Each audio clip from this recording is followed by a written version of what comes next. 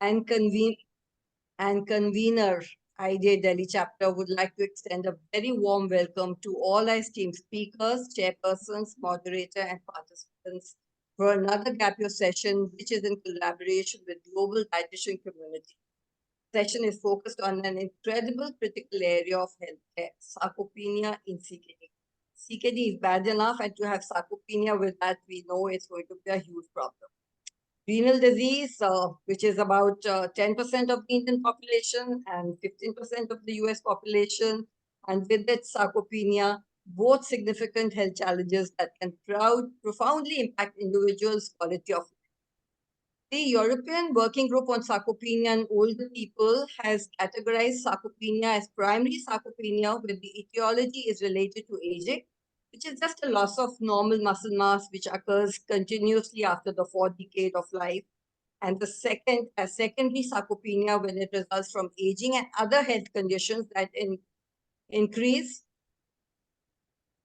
The secondary sarcopenia, when it results from aging and other health conditions that increase protein degradation and is more intense and occurs with greater magnitude than in the natural aging process.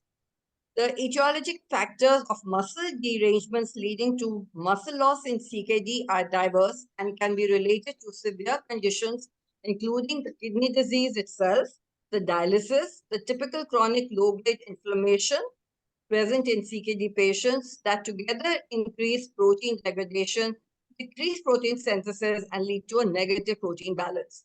And most of them don't eat at all because they're so scared that the proteins are a no-no for them. So it only worsens the condition.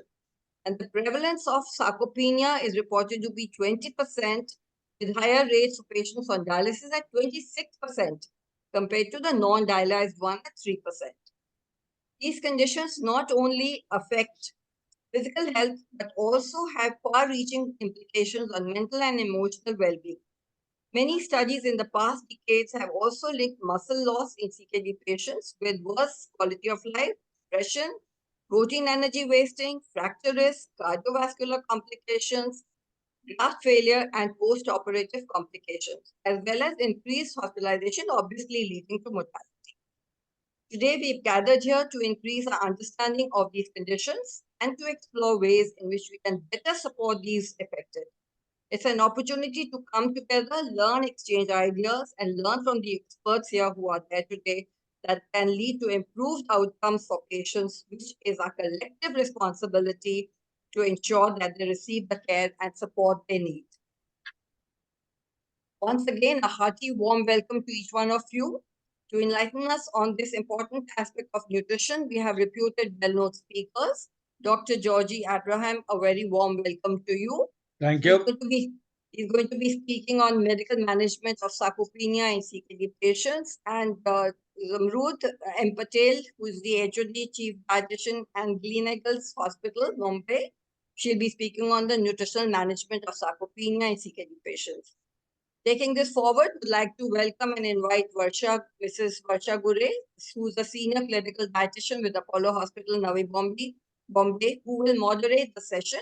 She is an IPN secretary for Navi Bombay chapter with 25 years experience and has completed SPNLL certified courses, 14 subject modules, is a FODMAP certified from Monash University, and research and ethics course from St. John's Institute, has various rewards and research to her credit and contributed chapters in books. Varsha, I would like you to take this forward and introduce Dr. Ravindra Nikalji, who will be introducing the speakers. So over to you, Varsha. Thank you, Anita ma'am. Thank you, Dr. Sibal and the entire Apollo group of hospitals for taking this GAPIO session. We are indeed proud and privileged to have all of us to hear on sarcopenia in dialysis kidney patients, because what we see, sarcopenia is just the tip of the iceberg and a neglected. What patient comes is where the concerns of their current problems, and the current problems are related to medical management as well as the dietary management. When my dear friend Zamrood will be starting, we'll come to know more. But I definitely remember one sentence what Zamrood says is that kidney patients means no diet, because they're always thinking they're restricted on everything. At the end of the thing, they feel that what are they eating and living for. But well, all the distinguished gathered over here, we have to understand there's a way forward, and nutrition and medical management is the best way to deal. It is here the experts will take us, understand, and we are privileged to have learned speakers over here today. Let me take this opportunity to introduce our chairperson. We are privileged to have Dr. Ravindra Nikalje, who's right here in the same room we here. And Sir has been in Apollo Hospitals, Navi Mumbai, from the time the hospital started. Sir looks very young, but an experience in Navi Mumbai for his lot of work in renal patients. He is a MD, DM in nephrology. He has lot of accolades to his credit, distinctions in biochemistry, pharmacology, pathology, and other medicines. A rank holder, fellowship in nephrology, hypertension, and transplant from University of Toronto. Members of various society, Indian Society, International Society, and American Society of Nephrology. There's a huge line of the DNB students, research associates that trying to take time with Sir. I really welcome Sir once again to this forum and take the session ahead. Over to you, Dr. Nikalje. Yeah, good afternoon, everybody. Warm good afternoon from Mumbai, Navi Mumbai. So we are here in Apollo Hospital, Navi Mumbai, and I think this is our probably first time we are interacting on this platform. And thank you so much, ma'am, for giving us an opportunity to kind of host and chair this session. Let me start with, introduction of Dr. Georgie Abraham, sir. Me and sir, I mean, sir probably will remember we are a part of Toronto Connection. So we, sir was one of the very early person who went to Toronto. He learned PD and he pioneered PD in India, and not only in India but whole of Southeast Asia.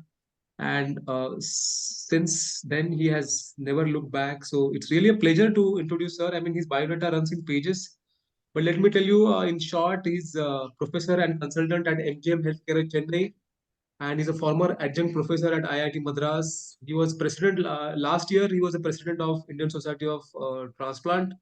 He's also founder trustee of Tanker Foundation, founder president of Peritoneal Society of India. So he started, like, he was the one who pioneered PD initially. Huge list of publications, almost 350 publications and 269 abstracts, 34 book chapters.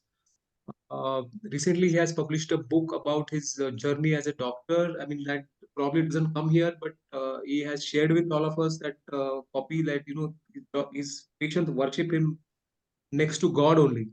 Yes. Wow. That's Yeah. great. So, a recipient of many international distinguished medals, one from National Kidney Foundation, USA, first Digio Aureopolis Lifetime Achievement Award by Peritoneal Dialysis Society, International Peritoneal Dialysis Society, first Indian to Roscoe Robinson Award from ISN, that is the International Society of Nephrology, for distinguished educational career. Then Digio Aureopolis Orishan Award from Canadian Society of Nephrology, Eminent Medical Teacher Award from Indian Medical Association 2017, former professor at SRMC Chennai, PIMS Pondicherry. And I mean, the list goes on and all and all, and it's really. We probably So- finish our session if we discuss more. Yeah, and so also visiting many universities abroad, not only here. So I'm really eager to hear sir today. And sir, hope we have connected. Hope you remember me. So, Of course. Yes, sir. Over to you, Dr. Joy. Yeah, and requesting everybody to please stay muted and put your questions in the chat box. Please mute till you're talking. Thank you. Over to you, Dr. Georgie. Yes. Can you hear me now? Can you hear? Yes, we Yes. can. Yeah, Okay. please. Good afternoon, my dearest colleagues. I always call the nutritionists as my dearest colleagues because ever since my training in Toronto, I have been looking at them to make sure that we have a close connectivity to save the lives of patients, because malnutrition is one of the major issues which faces us. And as we said that during the introduction, One of my publication was in 2016, along with co-authors, looking at the prevalence of chronic kidney disease in India. And it is 17%. If you want, you can look at the Lancet. It is regarding 12 countries in 6 regions of the world. So looking at 1.43 billion people, 17% of the people do have chronic kidney disease. And there is an enormous challenge for us to face it, and especially in terms of malnutrition. What I will talk to you is that Samrat and I have been closely associated, and the other distinguished nutritionists. I just want to give you an overview, and also at the same time to take you through the Indian data, what we have and what we have published. So this is the hospital where I work now. It is a tertiary care center, and I have my previous colleague, Dr. Vijay Sri, who takes the nutrition department forward. And she had been very kind in helping me with the research on nutrition and also in publications. And Vijayasri is a real asset to our program. And I want to thank her and all the other nutritionists for their presence today, and also for giving me this opportunity to address you at this nutrition session. So let me move forward. So let me show you the kidney function. So this is just to jog your memory. You have a picture of a kidney there, and you have normal kidney function with the green, and you have stage 1 kidney disease, stage 2 kidney disease with the function falling to 60 to 89%, stage 3 kidney disease with the function declining to 30 to 59%, and stage 4 kidney disease with the function declining to 15 to 29%, and less than 15% is end-stage kidney disease. There are no specific symptoms for early kidney disease. Function can slowly decline. Kidney function is very low, and treatment at this stage, treatment for kidney failure may be needed soon, and kidneys can no longer keep up with removing waste products and extra water. This is called kidney failure. And although there is no cure, treatment options are available. So what are the normal waste products removed by the kidney? Removal of waste, creatinine, ammonia, urea, and other thousands of toxins. Blood pressure control through salt and water maintenance, and erythropoietin production for maintaining the hemoglobin level normal.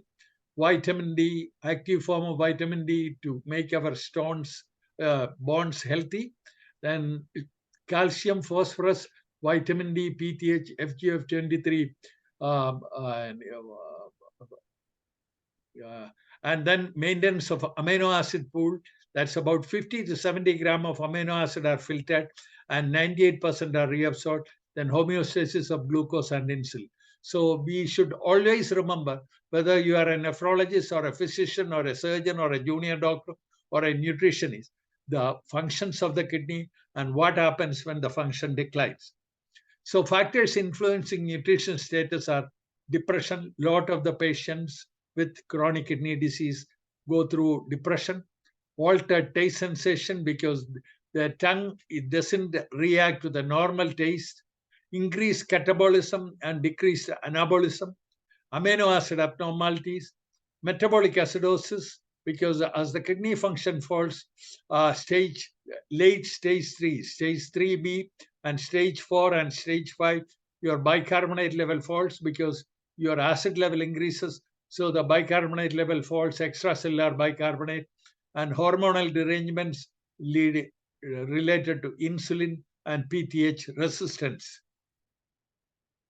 So this cartoon shows a cachectic patient. This is a normal patient, and this is somebody who is overweight. This is a real picture of a patient, but I replace his head. Essential nutrients are carbohydrates, which provide 4.1 kilocalories per gram, proteins 4.1 kilocalories per gram, fats 9.3 kilocalories per gram, vitamins, minerals, and water. Macronutrients are shown: proteins, amino acid, carbohydrates, lipids, and water. And micronutrients are vitamins, minerals, macrominerals, and microminerals. And the list is shown in the lower part. So does higher mean higher fat or higher muscle? This is what exactly we look at. Now, here you can see that this cartoon shows, somebody who is highly muscular. We should always remember that 80% of the skeletal muscle contains water. The water content in different parts of the body are different. And here is a patient with protein energy wasting. Look at the muscle fiber. The muscle fiber has blood vessels in it. It has got a perimysium, which is the cover, and you have fascicle, and you have the muscle fiber shown here, endomysium and epimysium. So 80% of the muscle is composed of water. So malnutrition, chronic kidney disease, increasing prevalence of protein energy wasting, and malnutrition with worsening of kidney function. Stage 1, kidney damage with normal or increased kidney function. Stage 2, kidney damage with mild or decrement in kidney function. Stage 3 is moderate decrement in kidney function. And stage 4 is severe decrement in kidney function. And stage 5 is less than 15, as it is shown. The GFR is shown here as well. So in the US prevalence, it is 3.1, 4.1, 7.6, 0.5, and the malnutrition percentage is 28 to 48% up to stage 4, and up to 75% in patients who have stage 5. This is the prevalence of chronic kidney disease in US, and let's look at our data.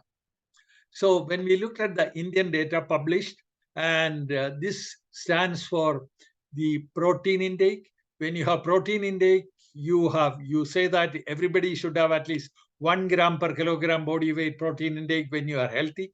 But when we looked at the Government Medical College Hospital in Chennai, 100, and Tanger Foundation, this is a charity which we run, 98, and this is the Madras Medical Mission Hospital. It is a not-for-profit middle-class hospital. And looking at the high biological value consumption, that is, if you take 1 gram of protein, 50% should be of high biological value containing all the essential amino acids. So look at the consumption. In the government hospital, it is quite low. When you look at that, 15%. And in the Tanger Foundation, dialysis patient disease, only 21% have a high biological value protein. And at the Madras Medical Mission also, it is 23%. So when we look at the patients with chronic kidney disease, there is a lacunae, and we can see that a lot of the patients are not consuming high biological value protein, as shown by this data. So going further into that, the middle income group of people on chronic kidney disease and the low income group, the bar diagram show multi-center study of malnutrition prevalence in Chennai. So blue bars stand for CKD stage 5D, that is dialysis. CKD, the green one stands for CKD non-dialysis patient, and CKD stage 4. As you can see that the middle income group, up to 68% of the hemodialysis patients are malnourished. The low income group, up to 93% are malnourished. So this calls for immediate action. And as nutritionists, you have an onus on you to take care of these patients and to assess them and see their management progress in a positive way.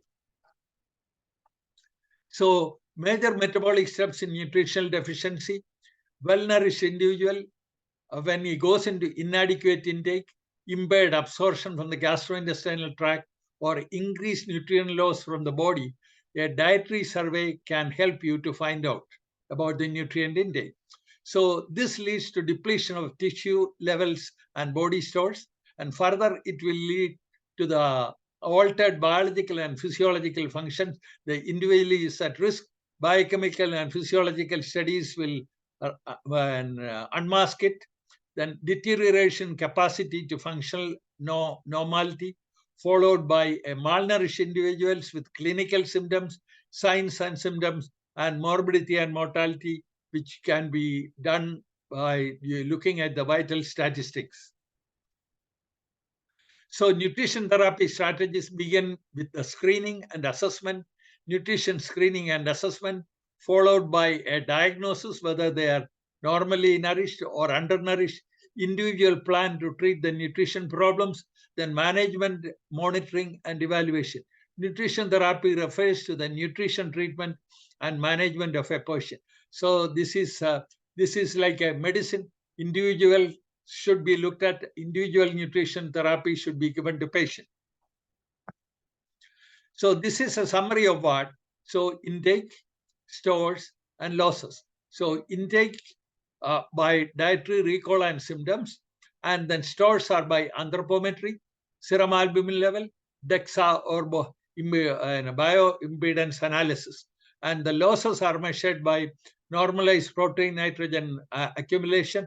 Then functional status is measured by hand grip strength, subjective global assessment, or diet recall symptoms.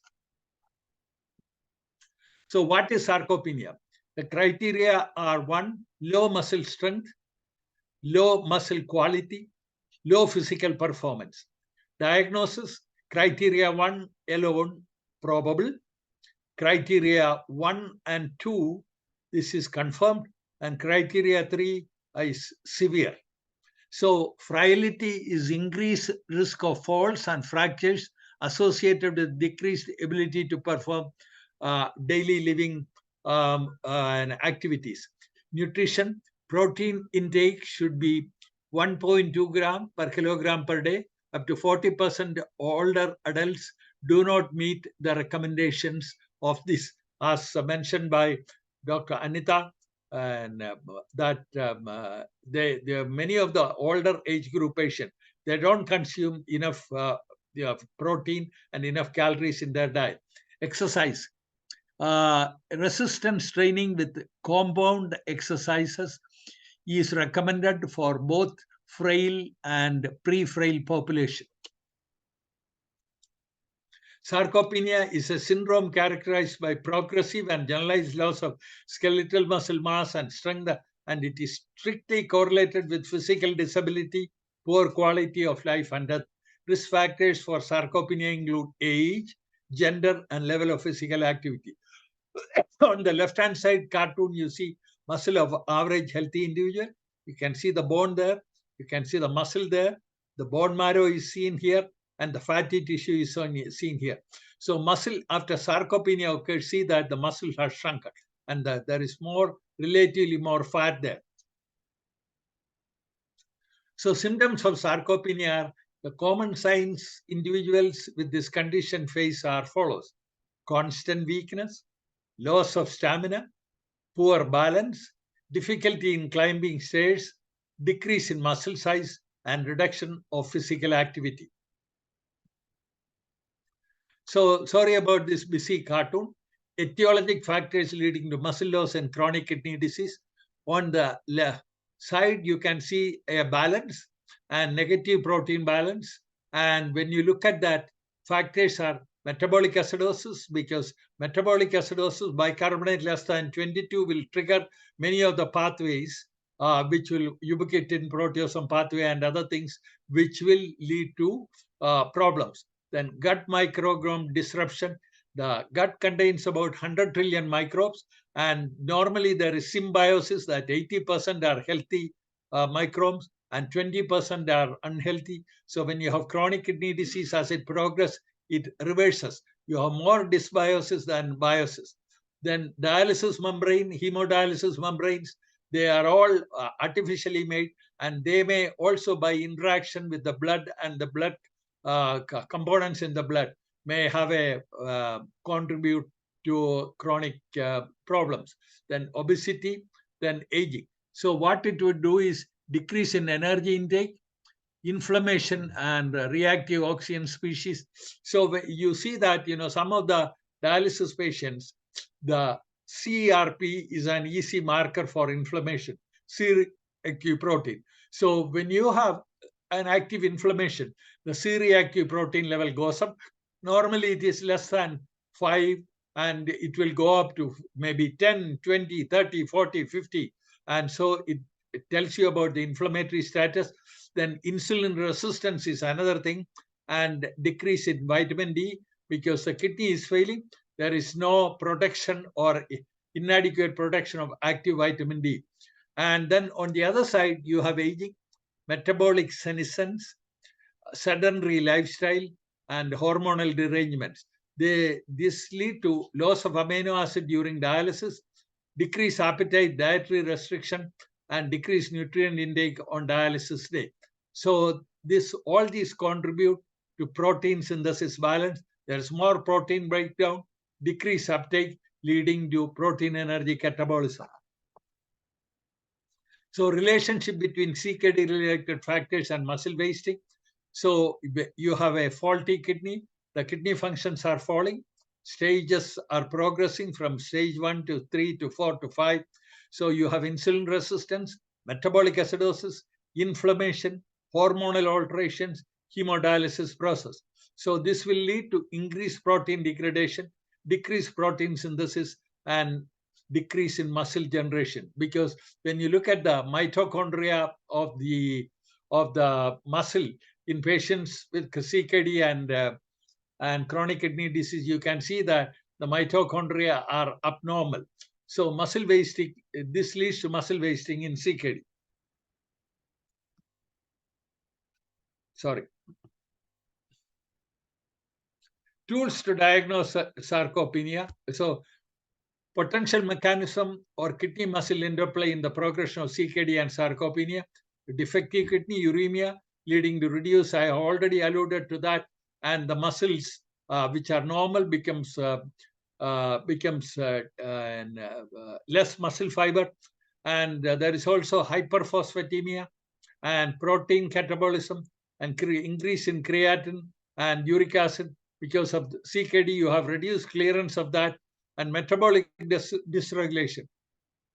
Low ATP, reduced glucose oxidation, glutamine synthesis, and this low phosphorus. If there is low phosphorus in the diet, or if the phosphorus levels are low, it can lead to abnormalities in the AMPD1 and AMP. This is increased. This is an inflammatory marker. This is a positive marker, a negative energy balance, inflammation, and muscle breakdown. So tools to diagnose sarcopenia. So this is our own picture. Here is BCM, body composition monitoring. Now there is a new BCM available. It is called by InBio's company in Bangalore. It is a wearable one, like a watch. The results are available within 60 seconds. So this will give you information about body composition monitoring.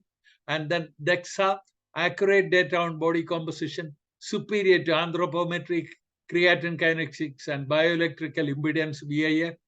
Error due to hydration status. Cost is a major issue. It is very expensive. And then you have mid-arm muscle circumference, as shown here, and skin fold thickness with the Harpender's skin fold caliper. And this correlates very high with the underwater weighing or hydrostatic weighing with standard deviation error of 3 to 4%, hand grip strength, and index of general health, and as a screening test for integrity of both the upper motor neuron and function of more. So this should be done in the non-fistula, because if you have a fistula, it may interfere with that, the hand grip strength. So sorry about this busy slide. I'll explain it to you. The tool, the cutoff, the pros and cons. So grip, hand grip strength kilogram, assessment hand grip strength using dynamometer. Cutoff is less than 27 for men, less than 16. So this tells you that they have definitely decreased strength. Low cost, easy to use, unreliable in patients with a hand disability or cognitive decline. Difficult to administer in patients with dementia. Next one is chair stand test. It is 5 rises and sitting. Amount time needed for a patient to rise 5 times from a seated position without using their arms. So it should be, if it is more than 15 seconds, it is cut off. Then the next tool is performance measurements. They are gait speed, then SPPP, and there are 3 components in that. And the cutoff value is given when it is less than 0.8, or the other one is less than 8 and less than 20. This is called timed up and go test. The tool consists of getting up from a chair, walking for 3 meters, and turning around and walking back and sitting down again. So, and the next one is 400-meter walking test, and it is it's inexpensive and it can be done. And participants are asked to complete 20 steps, 20 taps of 20 meter each. So all these are to look at muscle performance, muscle weakness. So these can all be applied in your practice as nutritionists to look at the patient. So there are different tools available. And also dual energy X-ray, I already mentioned about that, biochemical, bioelectrical impedance, and CT or MRI, which is very expensive. But there is also ultrasound, which can be done. I will take you through that. So here is something diagnosed of sarcopenia using ultrasound and MRI. Here is the MRI. Here is the muscle. This is the bone, and this is the skin and the fat. And as chronic kidney disease progress, there is increased fibrosis. There is increased fibrous tissue there, and more increased fibrous tissue in grade 3. And this is an ultrasound measurement of the thigh muscles, looking at the triceps brachii, as well as medial gastrocnemius, soleus, rectus femoris, and vastus. So we have different tools available, imaging tools, to assess malnutrition at the muscle mass. So these can be used. So this is DEXA. And then prevalence of dyspnea, chronic kidney disease patients on maintenance hemodialysis, and the association with dietary intake. This study was done to look at the prevalence of dyspnea among maintenance hemodialysis patients, and it is given hand grip strength, gender, then vegetarian versus non-vegetarian, high biological value protein on oral nutrition therapy. And prevalence of dyspnea among maintenance hemodialysis patients shown this. So the dietary intake of the patients were assessed using a 3-day dietary recall for 3 consecutive days by a trained nutrition. The muscle strength was assessed based on hand grip strength by means of electronic hand dynamometer for 98 chronic disease patients on maintenance hemodialysis. A low muscle strength was considered as a hand grip strength less than 26 kilogram for men and less than 18 kilogram for women. So this is again looking at that the BMI less than 18.5 is underweight. Normal is 18.6 to 22.9 for Indians. For Asians, overweight is anything more than 24 is overweight. And when you look at weak, normal, and strong, you can see that the study showed that prevalence of dyspnea, the presence of low muscle strength, was 85.5% in adults, CKD patients on hemodialysis. When compared with non-vegetarians, the vegetarian patients showed weak muscle strength of similarly, the patients who were on oral nutrition supplements had better normal muscle strength than patients who were not on any oral nutrition supplements. So this highlights the fact that oral nutrition supplements are cheaper and they can be used rather than commercially available preparations. Although sometimes you may be forced to put the patients on commercial supplement as well. So this is prevalence and determinants of sarcopenia in the Indian patient chronic kidney disease is another study. The underweight were 28, the sarcopenia and no sarcopenia. Those who were normal weight, it was 80, and overweight it was 15, and obesity was 7. Prevalence among various BMI categories. These are the BMI categories. So treatment of sarcopenia, I know that Dr. Samruth will talk about that, but I'll just give you a highlight. The recommended prevention and treatment of sarcopenia and generalized muscle wasting, regular resistance exercise, high protein diet, and homemade supplements. So nutritional assessment is essential for early intervention, significant impact on patient care, no single marker but multiple parameters at initiation and at follow-up. So medical history should be included in any nutritional assessment, such as comorbidities, medications, function limitations, residual renal function, renal replacement therapy characteristics, whether it is hemodialysis, peritoneal dialysis, or transplantation, socioeconomic and cultural factors. So physical examination should include a peripheral edema, oral problems, dental problems, problems in the GI tract, changes in skin, eye, an interview of dietary intake and loss. And this is the very important slide, clinical management of hemodialysis patient to counteract the onset and progression of uremic sarcopenia. Patient assessment is given here. Start oral supplements, and then exercise program should be there. And then nutritional goals to have a serum albumin of more than 4 gram, pre-albumin of over 30, and dietary energy intake of 30 to 35. If there are no changes or nutrition status worsening, intensify the therapy with intradialytic parenteral nutrition, cancer enteric nutrition, PEG, and parenteral nutrition as well. So I will go to the last slide. This is in Madras Medical Mission Hospital. We have encouraged our patient to do exercise during the. These are the patients who has no cardiovascular disease and they were weightlifting and exercise. This boy has undergone a transplant now. Exercise for the lower limbs and also exercise for the lower limbs, and the weights are shown here. So sarcopenia is highly prevalent in CKD patient. Early diagnosis and treatment of sarcopenia helps in the patient to have a better quality of life. Hand grip strength, body composition monitoring, ultrasound and DEXA are good tools of sarcopenia assessment. High biological value protein, renal nutrition supplements, and physical exercise helps to reduce or treat sarcopenia in CKD patient. So key points are nutrition screening and assessment are necessary before recommending nutrition therapy.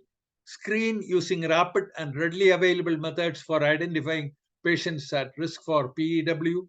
Nutrition assessment will help to determine a diagnosis which will be the basis for nutrition therapy. In order to achieve best clinical outcomes, one should use complementary assessment tools, follow trends over time, and consider the entire clinical context. And this is a book which we publish. You can see it is from South Asia, nephrologists, dietitians, and you can see our late former nutritionist, Professor Anita Saxena, and others.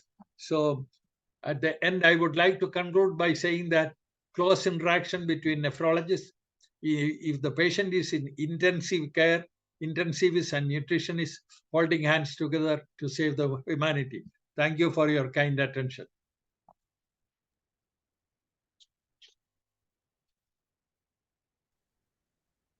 Thank you, sir. It was indeed an honor and a pleasure for all of us to, a big treat to get to you, to see you on the online platform. We really hope to catch up with you for a longer lecture, hands-on training, and a discussion, because the topic sarcopenia, as I just mentioned, is a tip of the iceberg, and we have just opened a light to what sarcopenia is. But patients have huge problems. But what you have put up is the research, the different categories of the patients, and that actually gives us awareness that we have a long way to go. With your experience, we definitely wish to take some more academic research projects, and we will be getting in touch with you again for this. Varsha, I have one question to Dr. Georgie.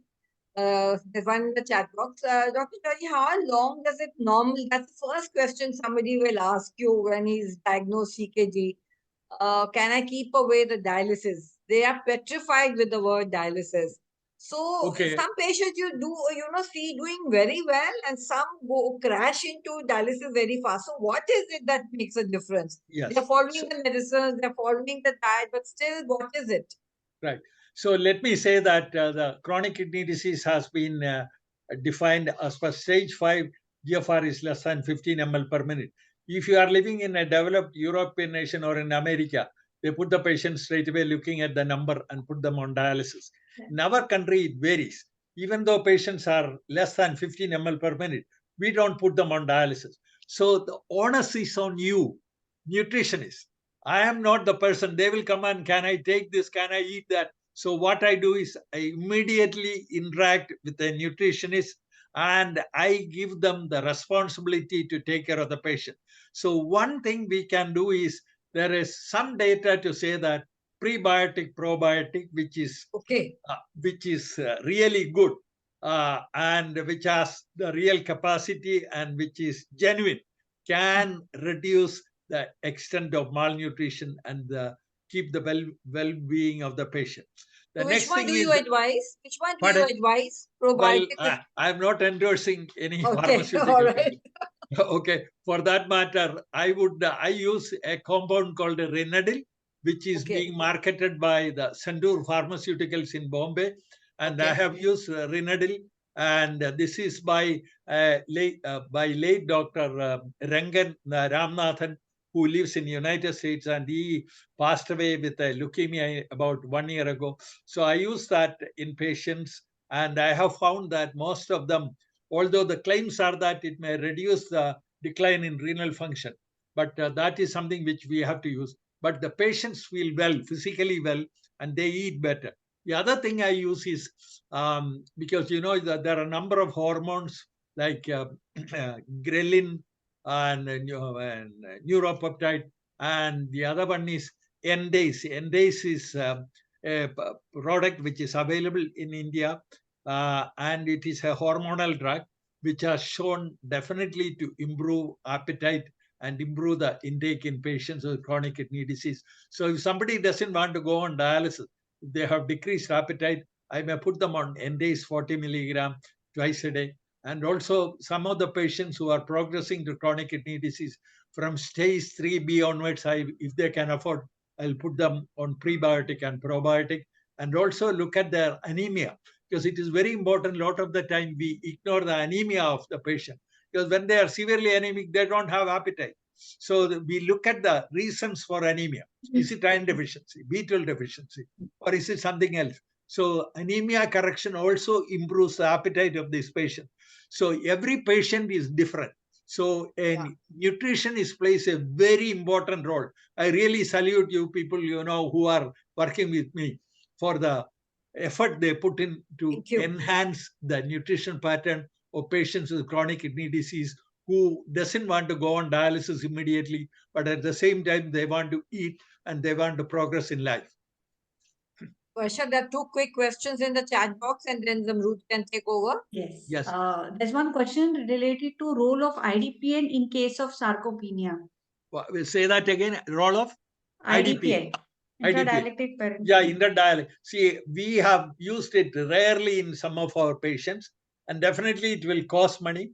And patients who are in intensive care and who cannot be fed by mouth and use the gastrointestinal tract, we use that rarely. And some of the commercial preparations are available, and they are really of worthwhile over long-term period to reduce the malnutrition in patients who has a non-functioning gut. Also, sir, there's one more question. Dr. Sandhya wants to know what is your take on prescribing keto analogs for those patients to prevent the progression of dialysis? Right. There is debate on that. There is a school of thought say that, okay, put them on keto analogs so that they are essential amino acids. You know that. So yes. So keto analogs will, so some people vouch with that. Others say that, okay, it may not be as effective as it is claimed. So I leave it to the individual nutritionist and the nephrologist to decide on that. Thank you. Yeah. Thank you, sir. Yes. There's one last question, and then I think Ramrud. Is it advisable to give fiber products rather than laxative to hemodialysis patients?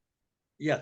See, a lot of the hemodialysis patient, not PD patient, hemodialysis patient, because of the fluid restriction and the excess fluid removed during dialysis, they become constipated. So this issue has to be addressed too, because if they are constipated, they do not have appetite unless they empty their bowel. So fiber can be used definitely, but you have to be careful about what fiber you use. And next one is Dufalac. Is something which we can use, and be careful about magnesium containing laxatives, because some of these patients, hyperkalemia and hypermagnesemia may go together. So be careful about using magnesium containing as a CKD progresses, because it can lead to sometimes to hypermagnesemia and issues. Thank you, Dr. Georgie, so much. And a big thank you from the dietetics group. I think you had to leave, so that's why we took your questions. And a big thank you from all of us. Thank you. And from the GAPIO, yeah. Okay, so, thank you so much. Yeah, Zamrud, over to you. Yes, Okay, I'll just take a minute to introduce Samrud. She needs no introduction, but it's a proud moment for us. Welcome to Apollo Forum for the GAPIO session. And she's a registered dietitian and the chapter convener for Mumbai Indian Dietetic Association. Have been applauds and the nutrition in renal nutrition and Zamrud goes hand in hand. The purple book, lots of research, publication, healthy delights, and a recipe booklet, and much more in hand. Without taking more time, because we are short of time, I would save on words and over to you, Zamrud. Thank you so much. Thank you, Varsha. Actually, Dr. Georgie has already reduced my load because he's covered a lot of things, and I think I can skip a lot of my slides initial. But having said that, I don't want to not comment that managing these before they get into sarcopenia, managing these patients with kidney diseases is a responsibility of a dietitian, and if you counsel them very well, you can prevent sarcopenia and malnutrition in this population. Sir has already highlighted the prevalence of chronic kidney disease, which is estimated around 14.3% in the world population. And of course, with the increasing risk of chronic kidney disease, malnutrition in this population is increasing, followed by sarcopenia. So malnutrition and sarcopenia both are very common in this population. And of course, I would say that to some extent, the dietary modifications that we are using for this population contributes to their appetite going low, and they are not able to actually meet their nutritional requirements. So probably as nutritionists, it should be our responsibility to first assess and then decide what we actually need to restrict or we actually need to add. So sir has already highlighted the prevalence of malnutrition and how malnutrition is leading to sarcopenia, and this is a vicious cycle. So there is a lot of muscle wasting, there is muscle weakness, and probably you see frailty in this population. Of course, most of these people you see, they are the aged population. Prevalence of other comorbidities is also very common into them, and all this together is leading to reduced appetite, reduced food intake, leading to malnutrition, leading to protein energy wasting, leading to muscle loss, and thereby affecting the quality of life of this population. So sir had explained this diagram beautifully, so I do not want to elaborate on this. But friends, having to only to add over here is that do not allow negative protein balance to set in. As a nutritionist, it's our responsibility to give the right amount of protein coupled with the right amount of energy so that you can keep the balance balanced. That's very important. You know, many a times our patients do not want to do physical activity, but we should enforce it to them that, look, this is the significance of that activity. Not only talking about the food, but also coupling it with the right type of exercise. So it's a holistic approach that you have for these patients to avoid sarcopenia. So again, you have this uremic sarcopenia, which is again having, it is multifactorial. You have a lot of reasons for this. And of course, I normally believe because of all this, people get into this malnutrition, inflammation, complex syndrome. Again, you need to understand that when there is a disease, the appetite is going to go low.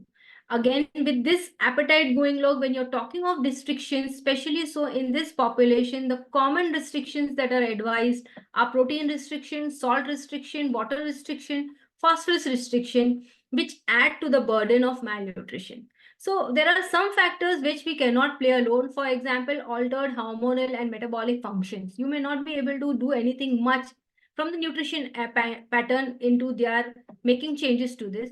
But when it comes to the dietary habits, probably we need to think of these restrictions. Now, coming to why are we talking of protein restriction in this population? Dr. Georgie sir did explain to us that the main function of your kidney is to remove the nitrogenous waste products which are generated from the proteins that you eat in the diet, and hence we use a low protein diet for these people. Now, what is exactly happening to the functioning nephrons? When the numbers are low and you eat a high protein diet or probably a little more protein diet, there is a hyperfiltration that happens. There is the dilatation of the afferent arteriole. There is constriction of the efferent arteriole, which increases the intraglomerular pressure, which causes proteinuria further, whereby damaging the functioning nephrons further. And hence, because of this concept and this theory that we learned, we started using low protein diets. Okay, this minimizes these changes, and that is why we used. And there are a number of studies which showed the benefit of these low protein diets. Therapeutic effect of these diets was very encouraging, and that is the reason we started using this diet. However, it was important, and people did assess that when you put people on this restrictive diets, it is not easy to follow. And again, it does develop some degree of malnutrition, and probably if it is not corrected, because proteins are needed to prevent sarcopenia. For muscles, you need proteins. So how much protein to give, how to give, that all is an important question to prevent malnutrition and wasting. And we at our center, we did do the assessment of nutritional status of people, and we tried to look at the energy and protein intake of this population.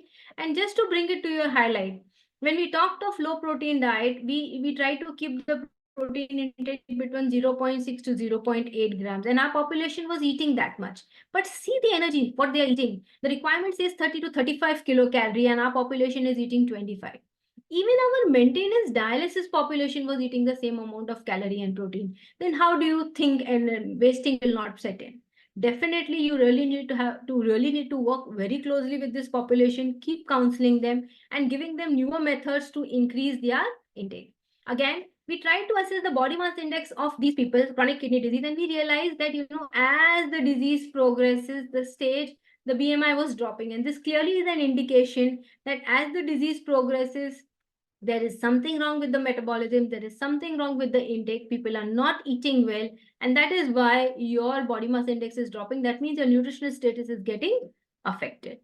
So now again, here you need to pay a little attention to the interpretation of creatinine. Creatinine is a waste product generated from protein metabolism, right? And to assess in clinical practice, we use serum creatinine as a marker, right? But you have to understand that how creatinine is generated. It is not only from the protein that you eat from the diet, but it is also from the muscle mass. And many a times when we prescribe a low protein diet and we see that the serum creatinine is going lower, we should really also look at the weight of the person, because when the weight is going down, that means there is a muscle mass reduction that could also contribute to the creatinine going down. If you maintain a stable weight and then the creatinine is going down, probably then you see that yes, there is some benefit of your diet. But if the weight is also constantly going down with your low protein diet, then you really need to be cautious. Probably you're not working enough with the energy intake. Now, if you see the MDRD trial, it showed that on unrestricted diet, as the disease progressed, there was a spontaneous reduction in the patient's calorie intake as well as the protein intake. So you have to pay attention to this also when you are prescribing as a nutritionist low protein diets to these patients. So what are our people eating? We are eating a low protein diet, right? We are eating the recommendation for proteins, but what will happen if we do not maintain our adequate calorie intake? Now, this is another study which clearly shows that if you have a good albumin level, sir was mentioning about the albumin serum albumin level in dialysis population. If you have a low albumin level, the risk of death in dialysis population was higher. So here you really need to pay attention to this. The risk of malnutrition is higher when you're using low protein or supplemented very low protein if you are not going to give adequate calorie intake. So what is our approach at our center? Whether we are using a supplemented low protein diet where a protein intake is 0.3 to 0.4, or we are using a standard low protein diet of 0.6 to 0.8, we give adequate energy intake. Restrictions like sodium, potassium fluid, when the patient needs it, only then they are prescribed. Otherwise, they are not prescribed. They are allowed. But having said that, we assess and reassess our patients regularly. That's very important to prevent malnutrition and sarcopenia. So having said that, the MDRD trial gave us the cutoff that you are supposed to be using for the low protein diets. And if these low protein diets are really useful for our population with adequate energy intake. That's very important, that one has to have in mind when you are prescribing these types of diet to prevent sarcopenia and malnutrition.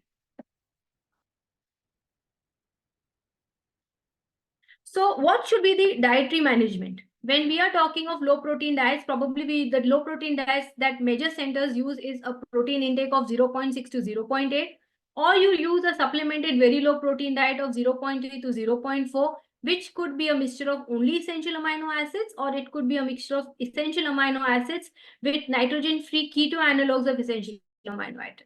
But you need to assess and reassess when you're prescribing this protein restriction, but this protein restriction has to go hand in hand with good calorie intake, adequate calorie intake, which is very important to maintain nutritional status and prevent malnutrition and sarcopenia in this population. So again, these are some of the other suggestions when it comes to diet. The diets do show the role of proteins in preventing sarcopenia. So how much protein to give? You are the best judge. You need to discuss with your nephrologist and decide what should be the protein intake which is needed.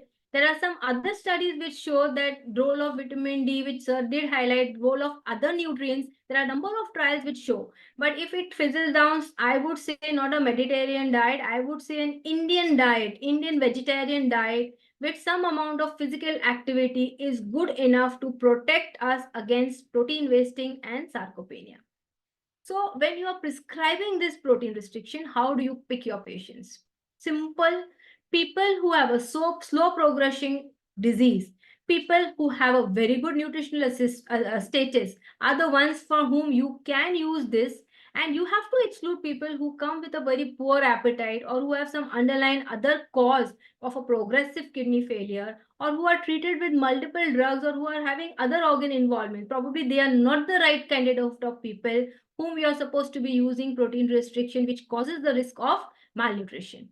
So just to highlight to you few of the cases that we have been managing at our center.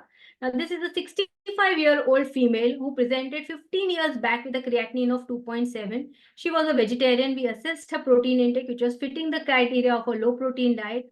She had a stable creatinine, and if you see her weight, she was between the weight of 60 to 70. Now, if you see her over 15 years over here, see, her creatinine has remained stable, okay? And her weight has also remained stable. Probably the only restriction that she got from our side was a little salt because she was hypertensive. Other than that, we did not control her protein intake because she was eating low protein. But we did keep checking that she is eating adequate calories so that you can, this is shown by her maintained weight. Another example of showing you off with supplemented very low protein diet. We do use these diets. It's not that we are not using, we are using keto analogs in our practice. And here again, you see a case where you have stable kidney function with stable weight. So over a period of time, this is almost 16 years that this person is maintaining his level of nutritional status and is a stable CKD. Okay, so friends, when we are planning our diets, it's very important to focus on the nutritional status, use the right tools to assess the nutritional status, and then make your prescriptions, how much calories, how much protein you are supposed to be using for your population. This is the combination of the keto analog that we use. Now, I'll give you another example of a patient which came to me. This was a 35-year-old female who was hypertensive, which was very badly controlled, poorly controlled. And she presented with severe weakness, nausea and vomiting. And she was on a low protein diet with 2 grams of salt to avoid fruit juices and a number of other things. Probably all the restrictions of a kidney patient, she had that. And she had a creatinine of 7. Her weight was 45. Her height was 160 centimeters. Her blood pressure was still remaining 170 by 100. So what was the right approach? The right approach was to feed her well and to initiate dialysis, so that actually you can still work on her nutritional status rather than putting her on this dietary restriction where the kidney function is really poor. And then what do you get? You really waste this patient further. So having the right approach to prevent or treat malnutrition and sarcopenia is very important. So what are the other nutritional parameters that one needs to keep in mind so that you do not reduce the intake of the person? For example, people with hypertension and volume overload, you need to control salt and fluid. People having hyperkalemia, you need to control potassium. Of course, we've talked of dietary protein restriction. Now, talking of salt restriction, probably yes, people would need salt restriction and fluid restriction. Having said that, all the patients do not need a severely low sodium diet, right? So you decide what, as per the patient's requirement, how much salt, how much sodium restriction you are supposed to give. Restrict the high sodium foods, add salt that gives the flavor, or use substances that can give flavor to the food. Since there are most nutritionists here, I'm not getting into the details of what you're supposed to use. These are Indian flavors which are easily available in our kitchens, which you can use. You can develop recipes for your patients as per their liking, and you will see the improvement in their nutritional status because their appetites get better. They start eating better. Even if you're using a low sodium or a salt substitute diet, you need to make your patient aware as to what is the amount that he's supposed to be using. And if you're using the salt substitutes with a potassium based salts, you need to educate the patient that they can get hyperkalemia.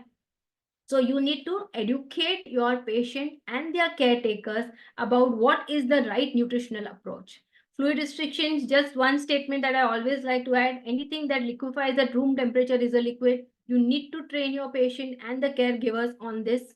Potassium hyperkalemia, you can use the low potassium fruits, you can do leaching.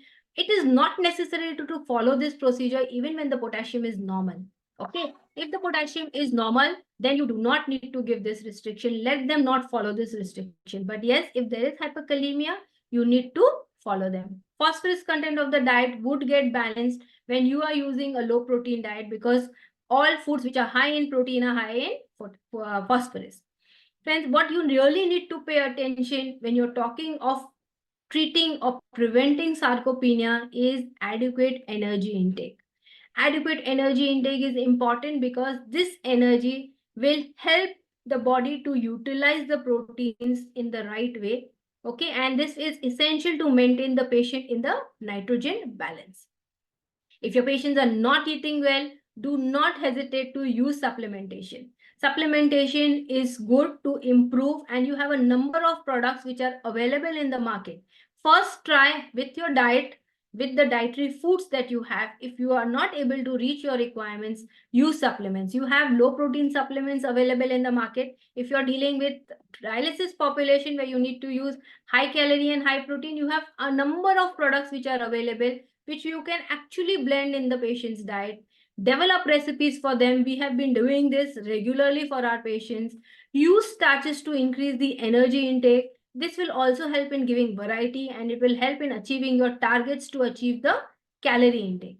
We've been doing this through our diet workshops from Narmada Kidney Foundation. We've developed a lot of material for our patients, and this is one of the papers that you see will give you how practically you can use the calorie content and how to restrict the proteins, how you have to balance the sodium potassium fluid for the patients. You can refer to this paper.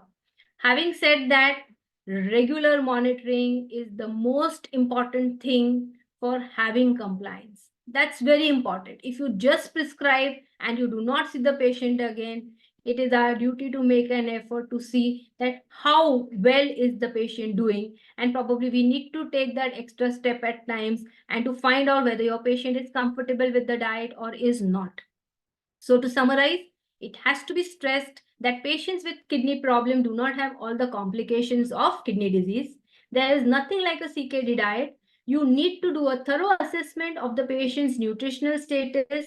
If the patient has good nutritional status, has some complications, you may modify the diet for the patient. If they do not have the complications, please do not modify the diet. Allow them to have a variety in their diet.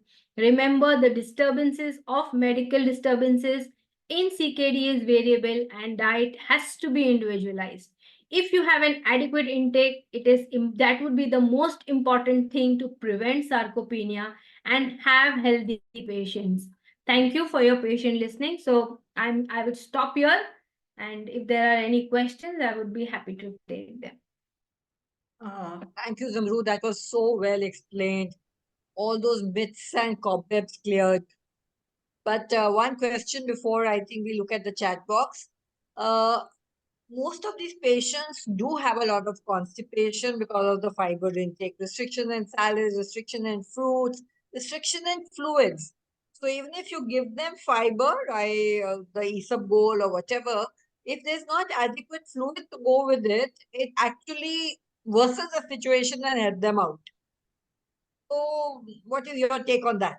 They really are So bad you're absolutely sometimes. right. Yeah, it's really very true. But you know, one thing that you need to understand that everybody does not require fluid restriction. Unfortunately, the moment you see that this is a kidney patient, the antemia starts low protein, low fluid, low salt, low potassium, which should not On the happen. fluids, There तो are वही है ना, urine output का 500. Yes. So if So- your patient is not having a edema, okay, I don't even calculate previous days urine output plus 500. I tell them drink as per your thirst. And that is what a normal person would do. But yes, having said that, if somebody presents it with massive edema, okay, then you will have to talk of fluid restriction. And Yeah, at no, that not every day is a route, but once they've done it, and that's a yardstick. yes. So would you do it? Would you ask your patients to do that? What? Sorry? The fluid for the urine, because they do a So 24-hour urine yes, collection, so you yes. have a broad guideline. Yes, we do that. It's a regular test that we do for our patients. We do a 24 hours, not only it gives us the volume, but we also do a 24 hours assessment for 24 hours urinary urea nitrogen. We do it for protein loss. We do it for salt calculation, sodium content. So we do that test at least twice in a year minimum in our population. We are doing that. But that's what I'm trying to emphasize, that you are right. If there is a restriction needed, please give it. Like you said, if there is massive edema, you have to control the fluid. And at that time, fiber may be a challenge. But probably you have ways of adding some fruit or some boiled vegetables where the fiber could go in and the patient will feel at least something better, or probably use supplements. That's the best way.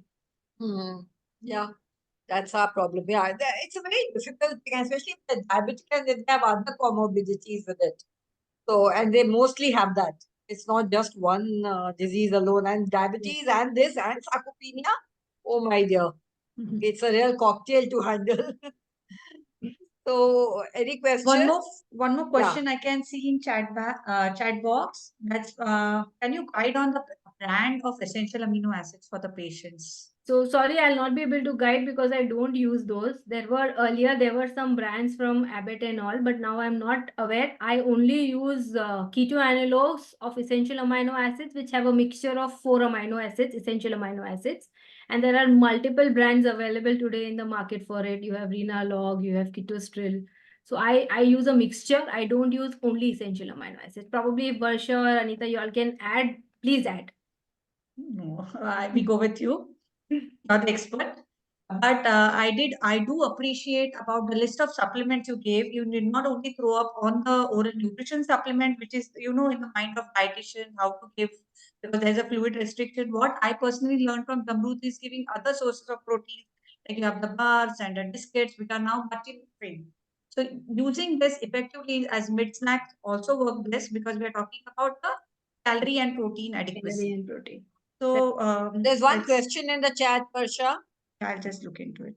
Yeah, she's wanting to know who advises keto analogs. So keto analogs are advised by dietitians. They are nutraceutical products. So you can advise the dosage normally that we use is 1 tablet per 5 kg of body weight. That's when you're using a supplemented very low protein diet. Probably today we use a supplement low protein diet also, where the dosage is 1 tablet per 10 kgs of body weight. So we use both the ways. So probably when we want to get essential amino acids without loading the system, we do use it both the ways today.